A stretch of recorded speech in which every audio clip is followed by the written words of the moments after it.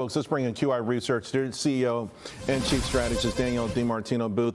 Danielle, you went through the minutes as well. What stood out for you? I think what stood out for me most is that the minutes took pains to express that there were a handful of members who also saw no need for a rate cut at this last meeting, but they went along to be unified with the rest of the committee, and that several see inflation risks as continuing to run much too high, such that they don't necessarily see the need for 2 more rate cuts this year. Very hawkish minutes all in all. So, and it's interesting because Powell he's worked on his tariff language. And so he's saying, okay, it's a one-time thing, but it's not a one-time thing. In other words, it's a rolling one-time thing. Right. So now we have a timestamp on it. By the end of next year, how are they going to be able to conduct policy if this is still so high on their, in terms of the accommodation Wall Street now anticipates? Well, Charles, I think the good news about being here in the middle of a government shutdown is that we're all greater appreciators of alternative data sets. The National Association of Credit Managers just came out a few days ago with their monthly report.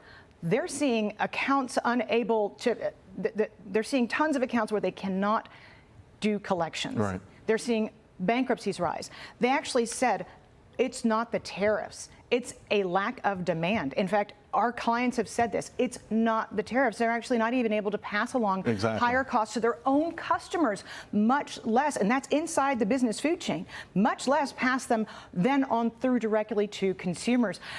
The Fed has to be making note of some of these alternative data sources that refute what they're saying about tariffs' long-lasting effect. Yeah, there's some people out there who are just, they keep coming up with these things like it can't get better, it's the gold standard, yada, yada. When we're in the AI age, we're in the information gathering age, we're in the age of instant results. It's nuts that they're clinging to this, and their friends in the financial media are trying to provide cover for it, because we have to live with these policies. We do. We have to live with these policies. And for the Fed to be completely dismissing so many other meetings. I mean, Christopher Waller came out shortly before this last meeting and said, ADP provides us with proprietary information in the middle of the month. And that tells us that the labor market has been weakening and continued to weaken, despite the fact that they didn't get a subsequent jobs report a few days ago. Everything that we're seeing, Charles, everything, car repossessions especially. You know what, if you don't have a car, you can't get to your job. The data is overwhelmingly telling the Fed that they can ignore this at the peril, not of themselves, but of working American men and women. Yeah, and that's when you got to dive much deeper than the aggregate data. All right, the story of the last week or so has been dollar debasement, particularly after the election in Japan, and that's currency debasement. The bottom line, though, all of it ties in sort of the fiscal dominance, which has sort of been in place, since around 2009, give or take. And listen, it's been great for markets, but a lot of folks say it's a ticking time bomb. What's your thought? Well, I do think it's eventually a ticking time bomb. I mean, but everything's an eventuality, Charles. Countries that have been subjected to fiscal dominance in the past include Nigeria, Argentina, Turkey, Russia. I'm missing one. But the one that I'm missing is not the United States. Typically, when you have command control of the world's reserve currency, you don't fall prey to fiscal dominance. And I think, if anything, this Federal Reserve has made it pretty clear, if they're going to debate, should it be a 1/4 percentage point rate cut or a 1/2 percentage point rate cut?